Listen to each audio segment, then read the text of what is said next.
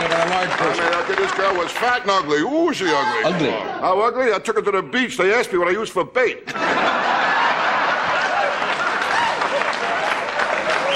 Ugly chick, you kidding? When I took her home, my mother put newspapers on the floor.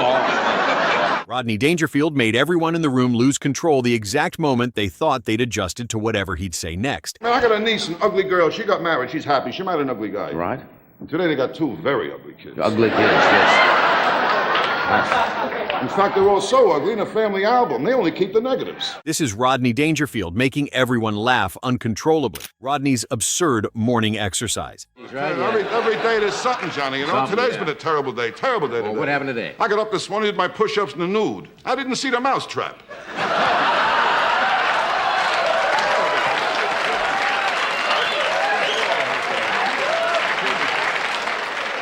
Yeah, I can't take the pressure, Johnny. It's bad for my health. How is your health? Now it's time for health. Health. You been to your doctor My lately? friend, Dr. Vinny Boombox. Yeah, that's the one, Dr. Vinny Boombox. My health is bad, very bad. He describes his program like he's a serious athlete doing something that requires insane dedication, but hilariously flips the narrative in the blink of an eye. I'm not a kid anymore. I'm getting old. Yeah. I know I'm getting old. Well, my last birthday cake looked like a prairie fire.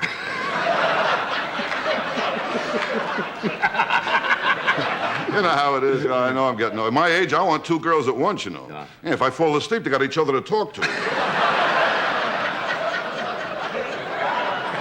What's new with you?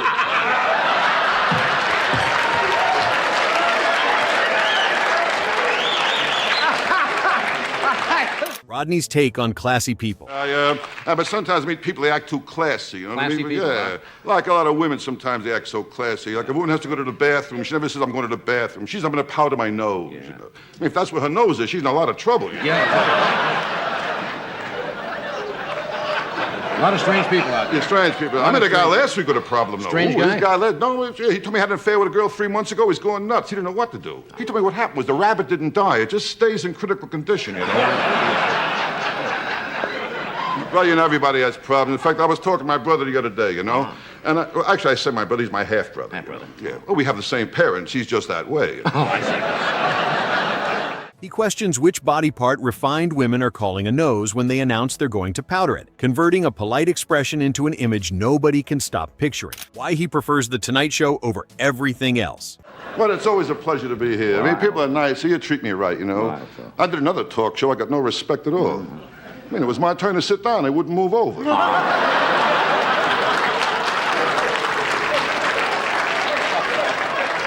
I get some rough days, Johnny, rough days. Bad times, Oh, some days I start drinking early, I'll tell you that. Oh, boy, the other night in Las Vegas, I'll tell you, I got loaded. I don't know what I'm doing. I played dice, I lost $1,000. I got even, though. I stole 400 sweet and lows. It sounded like Rodney was giving a genuine compliment right up until his actual stated reason arrives and has the entire audience laughing. A laxative joke breaks Johnny Carson. I mean, you gotta exercise. I don't exercise. You gotta keep I'm too it old to fit. exercise. Oh, come on now. Kid, if you see me jogging, it means the laxative is working.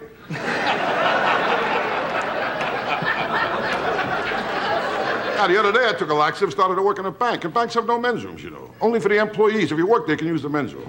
Yeah, I had to go so bad I applied for a job. Now you get older, you start using laxative. That's you know? true, And yeah. I'm getting old. You kid, in my backyard, I got a kidney-shaped pool with a stone in it. I mean, old. Only someone like Dangerfield can take a laxative before a bank visit, get blocked from the employee restroom, and solve the situation by applying for a job on the spot. Rodney tells Carson about the hostess he met. But there's a lot of sexy girls around. I'll there tell you that. really? Ooh, I met a sexy girl a few weeks ago. Ooh, worked in a restaurant making hamburgers. She told me she could make a big boy in 3 minutes and a boy big in 2 minutes. Very sexy girl.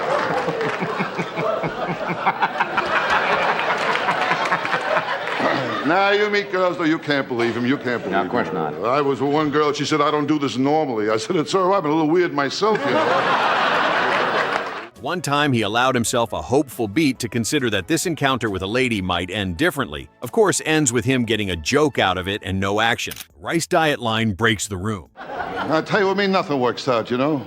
I'm still heavy, I can't lose any weight. Now, last week I went nuts, I tried the rice diet. Between meals, kept folding my shirts. I don't know. And my doctor, he don't help either. He told me to run 5 miles a day for 2 weeks. I called him up. I said, Doc, I'm 70 miles from my house.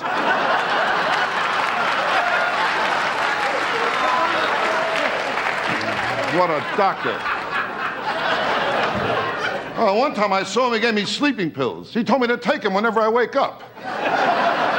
Rodney describes the rice diet with the solemn tone of a man who has exhausted every other option, then drops the punchline, and the word rice suddenly carries a completely different meaning from anything it suggested before. Gambling gives Dangerfield new ways to lose. Now, with gambling, I'm never lucky. Well, last week at the track, I shut off the opening gun and they killed my horse. I mean, I'm getting old. I'm not a kid anymore. I know I'm getting old. In Vegas, I played a slot machine. 3 prunes came up. I mean, people look at me, they figure I'm the type of guy I get drunk and go to the track, right? They're wrong. I get high first, I get drunk and go to the track. You know what I mean? I mean, don't get me wrong. I mean, I love my kids, you know. But sometimes they can really give it to you. I remember one day I came home from the racetrack. I had 8 losers. I opened the front door, my kids jumped on me. And they said, let's play horsey. Rodney approaches every wager with just enough visible confidence to make each eventual loss feel specifically personal, as if casinos have individually reviewed his file and arranged outcomes before he arrived with his money and his apparently reasonable expectations. Rodney's Saturday Night Live set has the audience in shambles. Real smart kid I got. The other day I told him about the birds and the bees. He told me about my wife and a butcher. I don't get no respect from anyone. Well, last Christmas, my kid wanted a BB gun. I gave him a BB gun. He gave me a sweatshirt with a bullseye in the back. I was an ugly kid, too. I had plenty of pimples. One day, I fell asleep in the library. I woke up, a blind man was reading my face. Hey, my wife never went for him. Not a sexy guy. I know I'm not sexy. Well, this morning, when I put on my underwear, I could hear the Fruit of Loom guys giggling. SNL gives Dangerfield the opening monologue, and he immediately treats the live national stage like a branch of his own comedy club, with short setups arriving in rapid succession before the audience has finished settling from the introduction. He doesn't lean on cast members or scenery, using only the tie adjustment and the aggrieved stare as the complete visual punctuation required to carry the run from start to finish. I tell you, I can't relax, you know? The other night I was in a place I felt like having a few drinks. Someone over to the bartender, I said, surprise me. He showed me a naked picture of my wife. I tell you, nothing goes right, you know? My sex life is nothing. My wife cut me out to once a month. Cut me down to once a month. Oh, I'm lucky. 2 guys I know she cut out completely. Hey,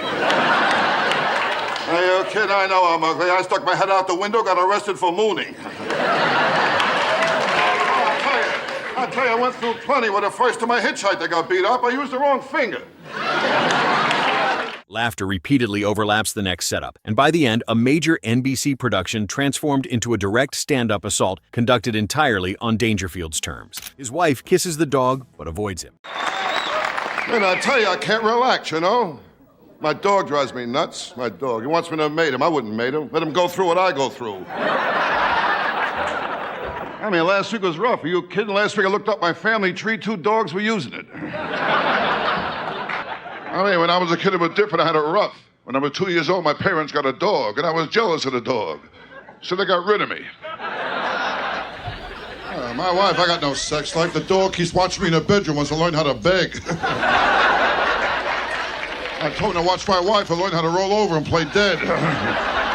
Rodney maps his position in the marriage by comparing himself to the family dog and discovering the dog ranks measurably higher on every metric his wife applies, reporting the research with the wounded certainty of a man who has been conducting this study long enough to produce reliable conclusions. I tell you, it's tough to stay married to my wife. How do you think I feel? She kissed the dog on the lips and she won't drink from my glass. I tell you, I'm sorry. I was a little late getting here tonight. You know, my dog, he started trouble again.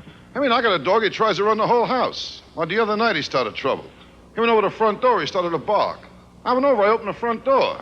The dog didn't want to go out, he wanted me to leave. Well, my dog, too, she gives me trouble. Your dog? I got a female dog, you know. I tried to mate her, she wants 50 biscuits. She kisses the animal directly on the lips without hesitation, then refuses a single sip from Rodney's drinking glass on hygiene grounds that the dog's mouth apparently doesn't trigger under the same evaluation system. And I tell you, I got a dumb dog, too, my dog. We call him Egypt. Every room he leaves a pyramid. And my wife, I got no sex life either. In my house, we put the mirror over the dog's bed. Are you kidding? I know I'm ugly. My dog found out we look alike. He killed himself. How many kids you had? I got 2 kids. I love my Yeah, kids. you know, I know love my that. kids, of course, but our boy gives me trouble lately. Yeah, really? He's at the age now he copies everything. He sees something, he copies it, you know. This kid imitates everything. Yeah. That's why we got rid of the dog.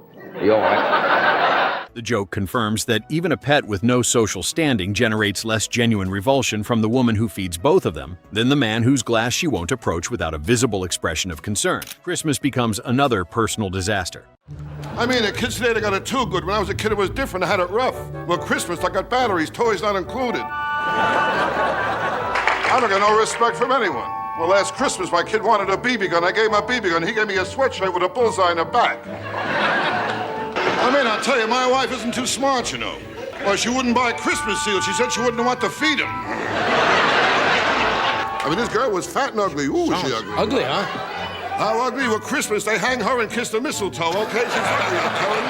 Holiday warmth is gone with the wind the second Rodney starts describing Christmas through his domestic experience, with presents, family expectations, and seasonal goodwill immediately revealing themselves as new mechanisms for rejection rather than opportunities for comfort. He delivers the material like a man who accepted sometime in early December that the month wasn't going to improve his situation, and that early resignation gives every cheerful holiday subject a dark underside. The familiar seasonal vocabulary was never designed to carry. Every cheerful tradition becomes slightly damaged once his personal history enters the picture, and the crowd laughs at the precise gap between the season's ideal image and the miserable version Dangerfield reports from inside as someone who has been receiving this specific delivery of Christmas for as long as he can remember. Dangerfield's jokes make Martin Short laugh. Okay, all right. Hey,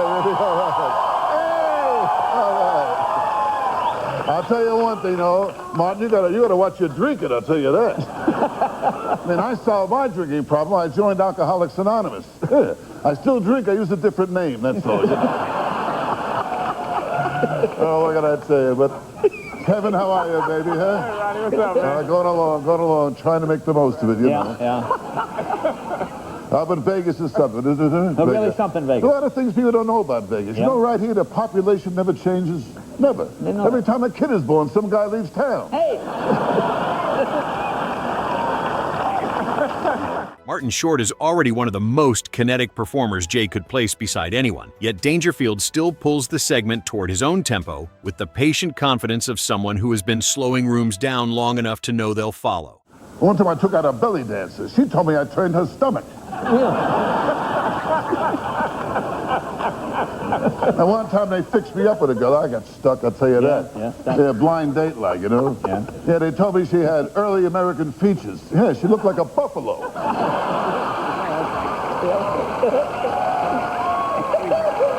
Martin fills conversational space with impressions and physical energy that makes even simple answers look like performance pieces, while Rodney sits with the posture of a man who has been disappointed since breakfast and made whatever peace with that before driving to the studio. Rodney Dangerfield, ladies and gentlemen. Oh, come. Want to finish? No, he's drunk. Ignore him. Oh, yeah, you're good. Okay, whatever you say, I don't know. Now I lost my place. I just assumed you had to breathe at one point. You're talking about, she looked like a buffalo, I believe. Oh, buffalo, yes. Yes. Buffalo, right, okay. Anyway,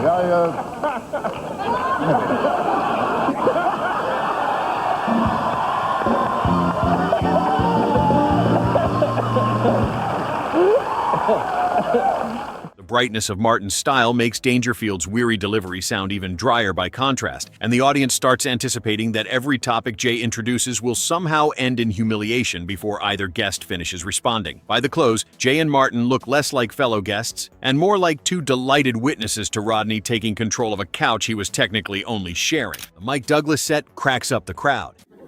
I figured out why, because a car and a girl are very much alike. I mean, with either one, a car or a girl, when you get a new one, if you don't break it in right, they'll give you trouble. And if you get a used one, they always lie about the mileage. No,